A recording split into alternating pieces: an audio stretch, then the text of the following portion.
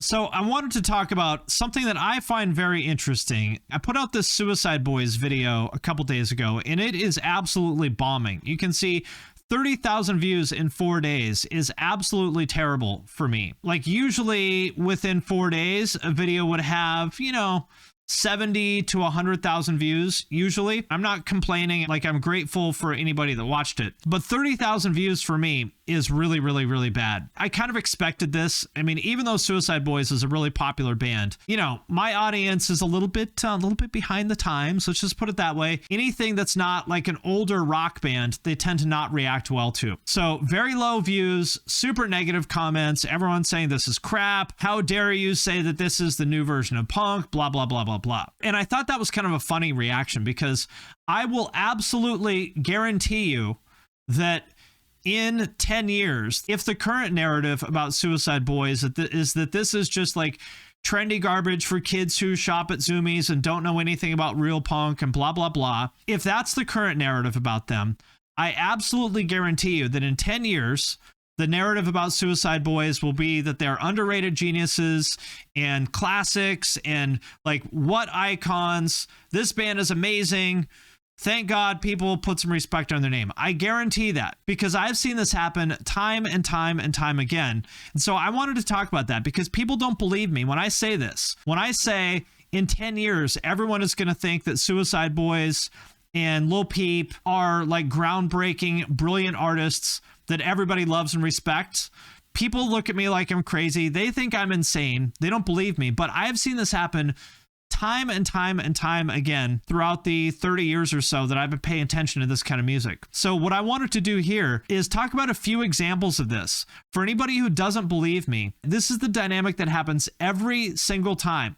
When a new artist comes out that is doing something cool and different, the people in power, the rock establishment, the gatekeepers, whatever you want to call them, without fail, they talk shit and they say it's garbage. And then within, I call it the 10-year rule. Within around 10 years, the narrative changes, and what was trash 10 years ago becomes a classic. So I wanted to talk about a few examples of how I've seen that happen, so that you guys will believe me that this is how it works. I do not lie, people.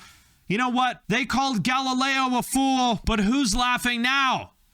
Who's laughing now? So let's talk about a few examples of that. Before we get any further into the video, have you checked out my Spotify playlist? I add new stuff to it pretty much anytime I find a cool new song, so I update it usually a couple times a week with some new stuff. So if you are looking for new music to check out, hit the link in the description of this video. The first example of this that I would say, maybe the ultimate example of it, is Limp Bizkit. What I think is kind of it's fascinating. Back in 1999 to 2001, there was no band that was more hated. Absolutely nobody was signing off on Limp Bizkit other than, nu metal kids. And at the time, absolutely everyone hated nu metal kids. Fred Durst was, just seen as this clown with a red hat. He was just a frat boy that was trying to act like he knew about metal. Nobody cared about Wes Borland or John Otto or anyone else in the band. Like, everyone loves Wes Borland now. Nobody gave a shit about him in 1999 and 2001. Zero people liked Limp Bizkit. They were the most hated band. If you would have told the people who wrote for metal magazines back then, 25 years from now, Limp Bizkit is going to be a universally loved band that absolutely everyone worships, if you talk shit about Limp Bizkit in the year 2020, you'll be considered a poser. They would throw you out of the room, just like, when you watch those old movies like Knight's Tale, when someone goes back in time to medieval England or whatever, and they have like a lighter with them. They take out their lighter to start their cigarette, and everyone's like, oh, it's a witch, it's a witch, because they don't understand what a lighter is. That's the reaction that you would have gotten from metal people back in 1999 if you told them that Limp Bizkit would someday become universally worshipped. That's how it would have been. Now, with Limp Bizkit, it took more than 10 years. It took more like 20 years with Limp Bizkit, because people hated Limp Bizkit so much that 10 years was not enough for the narrative to turn around. It took more like 15 or 20 years in Limp Bizkit's case. People like them more. Yeah, dude, people love Limp Bizkit now. love them. Anytime that I have made fun of Limp Bizkit, I got destroyed for it. People absolutely worship Limp Bizkit now. And so if Limp Bizkit of all bands, the single most hated band of their generation, can turn it around and become loved, then absolutely anybody can. Now, the other question is, like, did the band ever actually really suck? And the answer is, well, no. Like, I'm not the biggest fan of Limp Bizkit, but it's not like they changed their sound. It's not like, oh, well, their first album was terrible, but then they started playing real music. The band never changed. What changed was the narrative around them. And I think the reason why this happens is because it's basically a changing of the guard. Basically, the people who are the gatekeepers that are in charge, appointed in charge, the deputies of metal, the people who decide what is and isn't good music are, they're like 30-year-olds. And over time, that generation of people ages out and the new generation of gatekeepers comes in. So the people who were 13 years old listening to Limp Bizkit in 2000, 15 years later, they became the gatekeepers that decided what was cool and what wasn't. So then they decided, actually, Limp Bizkit is cool. And the same thing is happening right now with, Suicide Boys and Lil Peep and everything else.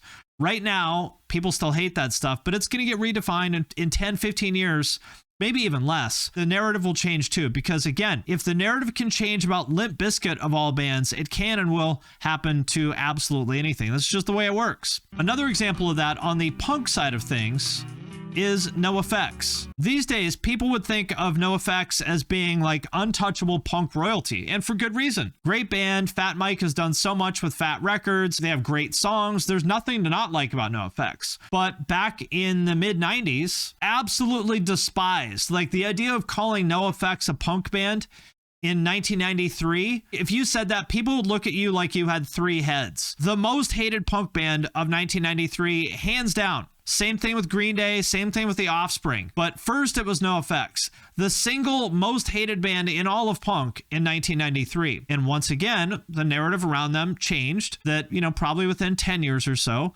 everyone decided that actually NOFX is great. Now, was there ever anything wrong with NOFX? No. NOFX was always a great band. It's just that the narrative around them changed. And same thing with Green Day. For those who may not be aware, Green Day came out in, 1987, I think, is when they started.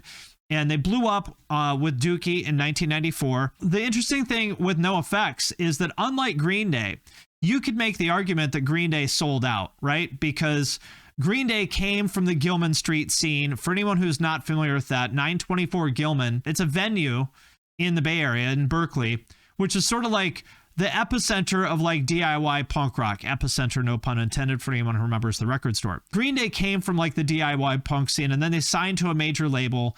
And that's what I think made a lot of people hate them. And, I don't really buy into the whole like selling out thing.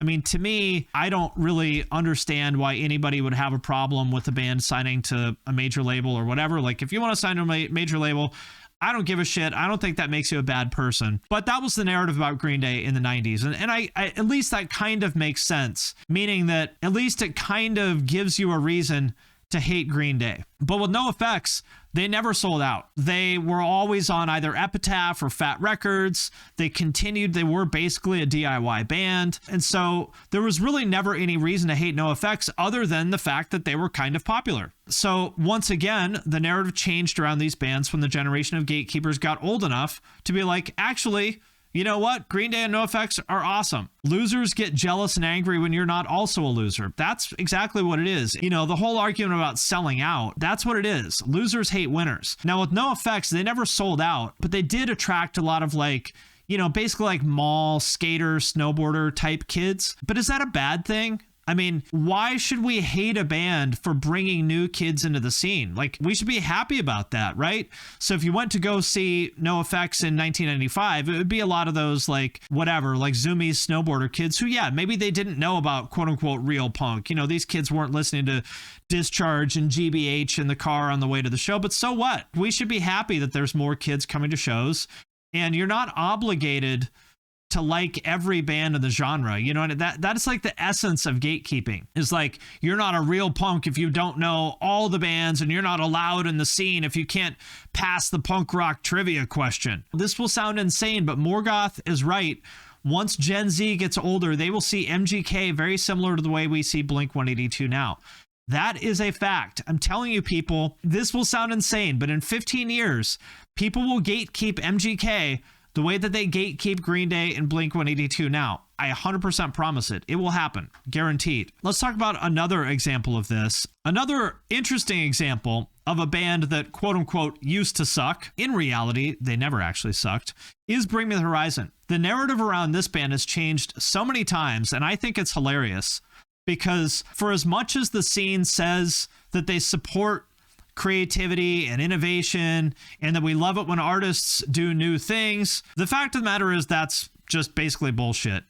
Because the one band that has changed more than anyone else in the scene is Bring Me the Horizon. And the question of like whether Bring Me the Horizon sucks depends on who you ask and what era they discovered the band. For anybody who may not be aware, they started out as basically a deathcore band. This is from 2006.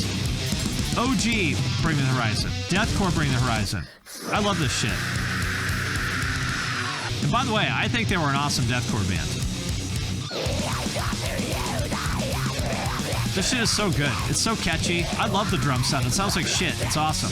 Now, everyone hated Bring Me the Horizon at the beginning because they were false metal. And then they turned into, sort of a post-hardcore kind of band, and people hated them because they weren't heavy anymore. And then they started playing pop, and people hated them because they weren't metalcore anymore, and then they went heavy again. Just basically anytime Bring Me the Horizon changes their sound, people get mad and say they used to be good, but now they suck. And then 2 or 3 years later, everyone wises up and they're like, actually, Bring Me the Horizon were always great. We just weren't ready for it. So I think it's kind of ironic that for as much as people in the scene say that they support change and innovation and stuff, anytime that an artist does something that actually is different and groundbreaking, people hate on them for it. And it's sad, and you don't have to like everything that they do. It's totally okay to not like anything that any band has ever done. You're not obligated to like anything. But I do think it's kind of sad to see people really aggressively shit on bands for changing. Exactly. They hate on groundbreaking stuff until 20 years later. So isn't it funny that there's Bring Me the Horizon hipsters who say that only the deathcore stuff was good? So my point with them, I think it's just really an example of how sad it is that people in the metal scene in particular really actively discourage change and innovation. And Bring Me the Horizon, probably the single most innovative band in the scene. Another example of a band that used to suck in the eyes of the tastemakers and the gatekeepers and the people who decide what is and isn't real music is Real Big Fish. Again, in when did this come out? 98, 99, something like that. You could not find a genre of music that was less respected than ska. I would say ska ranked even lower on the respectability index than nu metal. If you did one of these political opinion polls where they ask people to rank the different presidential candidates, and there's always some nut job that wants to colonize Mars that's at the very bottom of the list that only 2% of the people say they would vote for that guy. Ska is the musical version of that in the 90s.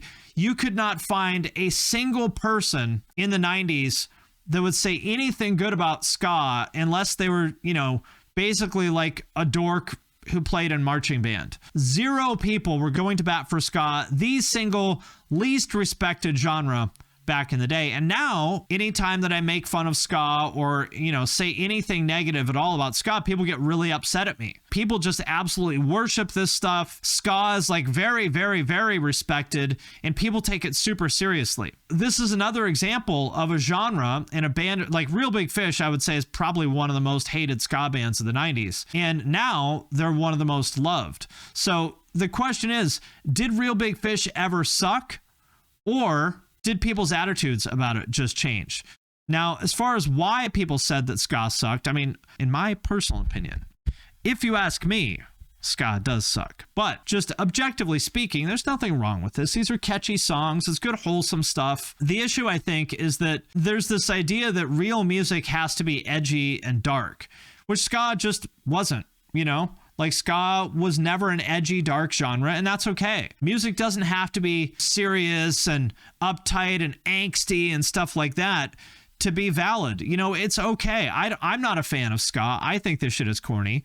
But there's nothing wrong with being band dorks in checkered vans, like, you know, skanking and singing about hamburgers or whatever this song is about. There's nothing wrong with that. For whatever reason, it just seems to consistently be an issue. You know, you see this now with, say, like Jaden or some of this like TikTok pop punk stuff. People, for some reason, won't acknowledge the validity of music unless it's like dark and edgy and serious. And I think that's silly. Like, there's nothing wrong with being like fun, happy, upbeat music. And, you know, the hate for ska, I think, is a good example of that. And I'm saying that as someone who, you know, let's be honest, I hate ska.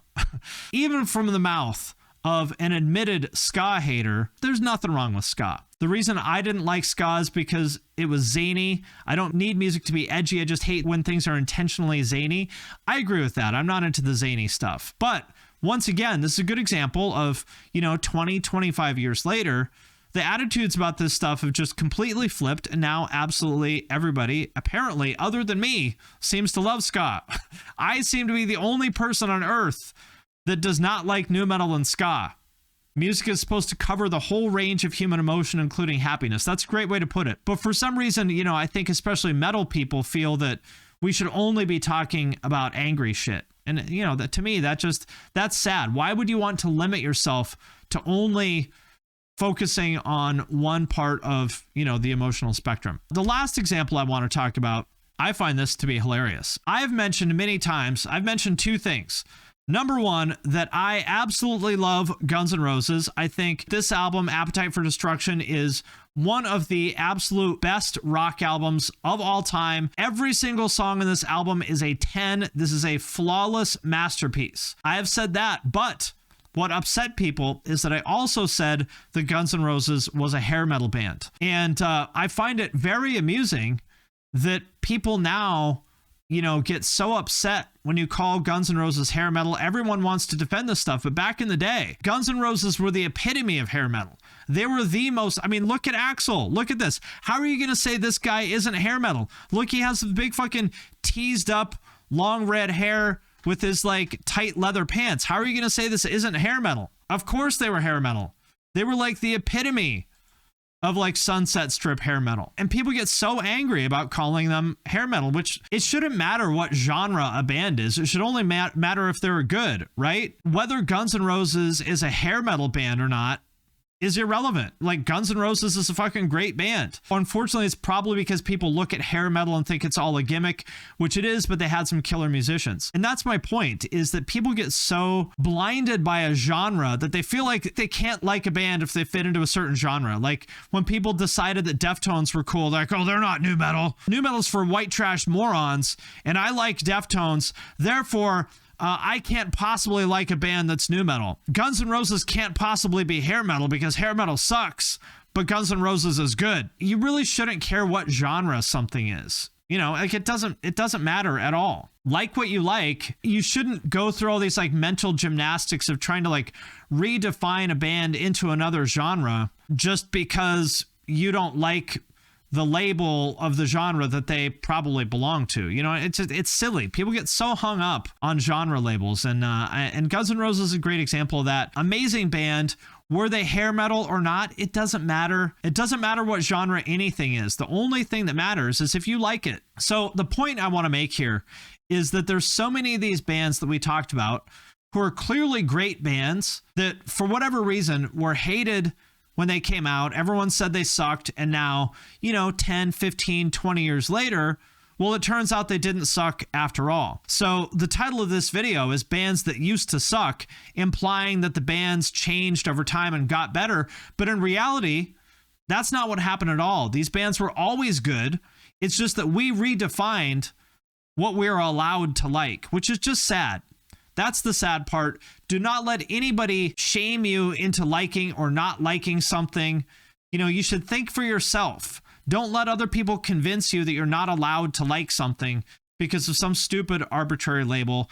That's what it comes down to. So my friends, like what you like. Don't let anybody tell you otherwise. That's the moral of the story for today.